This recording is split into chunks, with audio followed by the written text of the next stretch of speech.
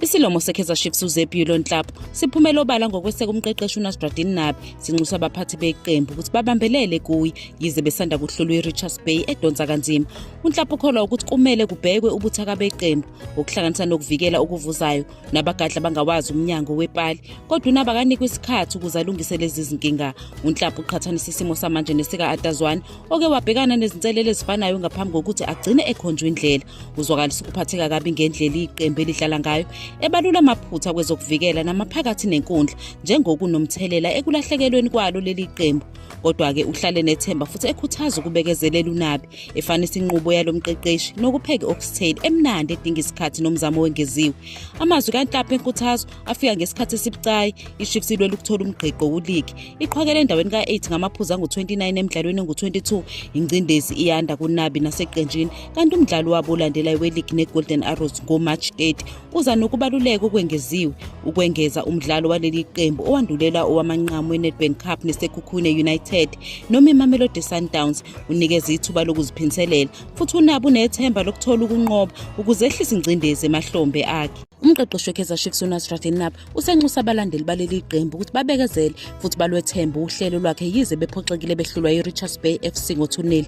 Ukuhlula kubeke ithemba le-Kaizer Chiefs lokuqeda endaweni yesithathu kubethwe Premiership nokuhlungela i-CAF Confederations Cup engcupheni enkulu. uNabi ukholelwa ukuthi iqembu lakhe lisasendleleni efanele, futhi iqembu elikhulu njenge-Kaizer Chiefs ngeke lakhiwe kabusha ezinyangeni eziyisithupha noma eziyisikhombisa kuphela. Usagxile emqondweni omkhulu futhi uzibophezele ekuthuthukiseni iqembu.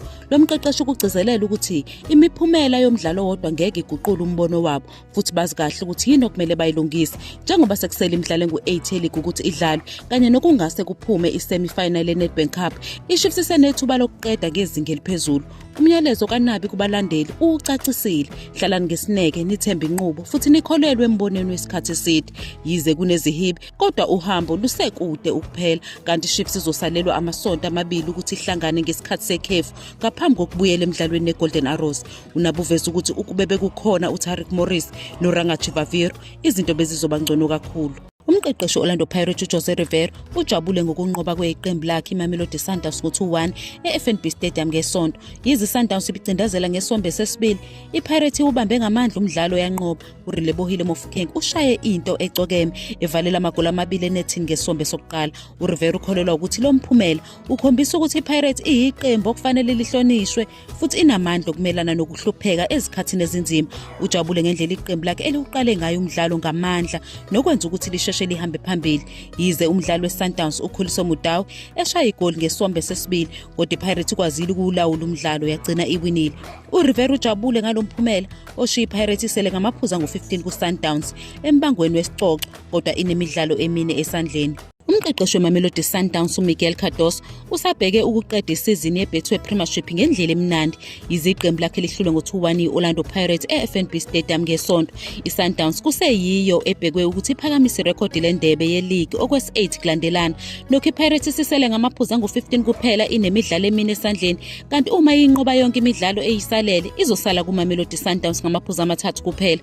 uCardoso ukholelwa ukuthi ukungaguquki nokuqina kuzobaluleka emjahweni womqhudelwano nokuthi omabili amaqembu asazolahla amaphuzu emidlalweni esele.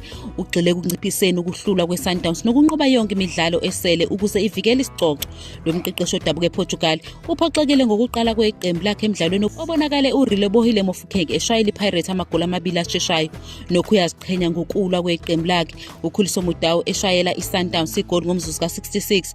uCardoso ugcizelela ukubaluleka kokuthola ukulingana phakathi kwemizwa nengqondo emidlalweni enengcindezi ephezulu, futhi uyaqiniseka ukuthi iqembu lakhe lisengakwazi ukunqoba bese lidla umhlanganiso kule sizini. Lowo wayengunompempe we-PSL uVictor Hlongwane usesusa omkhulu umsindo, ethi umgadli weRichards Bay FC uYanela Mbuthuma ube offside ngesikhathi eshayela iqembu lakhe igoli lesibili bebhekene neKaizer Chiefs. uHlongwane uhlaziye leli goli kuSoccer Zone yakwa-SABC eveza ukuthi uMbuthuma uthole inzuzo ngokuba sendaweni e-offside ngesikhathi ibhola liphuma epalini. uHlongwane usebenzise izinsiza ezibukwayo ukukhombisa ukuthi uMbuthuma umi kuphi. Waphetha ngokuthi igoli bekufanele likhishwe njenge-offside. Ukholwa ukuthi ukuba khona kukaMbuthuma endaweni e-offside kuphazamisa ukudlala kwamnika ithuba elingafanele. iKaizer Chiefs ihlule okwesishagalolunye kuligi kule sizini, ihlula ngo-2-0 iRichards Bay. Amakhosi azobhekana nesinye isivivinyo esinzima uma isedudulana neGolden Arrows ekuhambeni ngoMarch 30 ngemuva kwekhefu lemidlalo.